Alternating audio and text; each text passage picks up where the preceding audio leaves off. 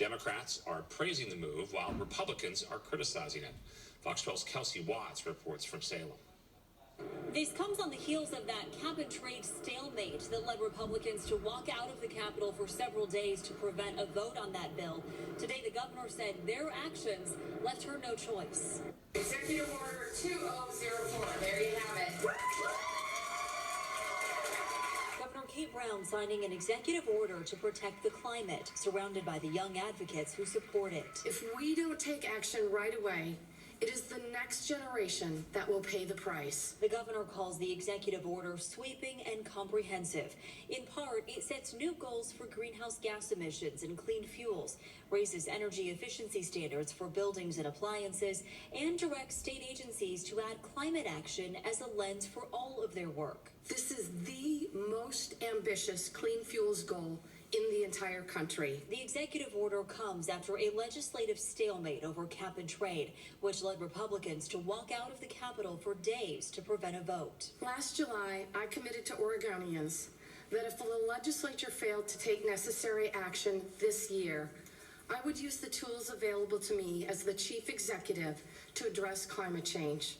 And that is exactly what I'm doing today. Democrats say they are grateful to the governor for issuing the order, but Republicans disagree. Reducing CO2 emissions is not a bad thing. How we do it, though, needs to be a vote of the people of Oregon, because it's going to encompass every single person in the state for a very, very long time. Senate Republican leader Herman Bertschiger says 28 counties across Oregon signed. Kate Brown issued an executive order to fight climate change. It sets new goals for greenhouse gas emissions and huge fight over cap and trade here in Oregon, but really it's most likely the fight just getting started. We're talking about Governor Kate Brown's new climate change executive order. She signed it this morning after the legislative session basically crashed and burned. Republicans walked out over cap and trade, and then the Democrats ended the session early. It was all really nasty. But the governor is saying now she had to do what she had to do. I thought it was important for the legislature to give it another try, and they did exactly that. Unfortunately, the Republican walkout has caused me to take executive action.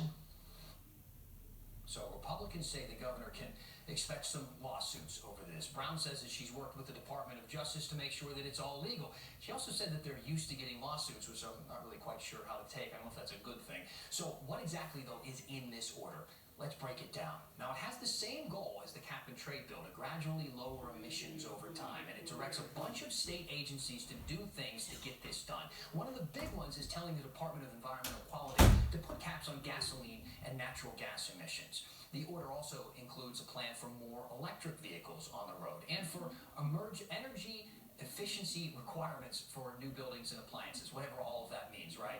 Those are some of the main points, but we are like you. We still have a bunch of questions about it. So we brought in our political expert, Len Bergstein, to help us out. First up, we asked him, how is the governor's bill, what she just signed here, different from the cap and trade bill?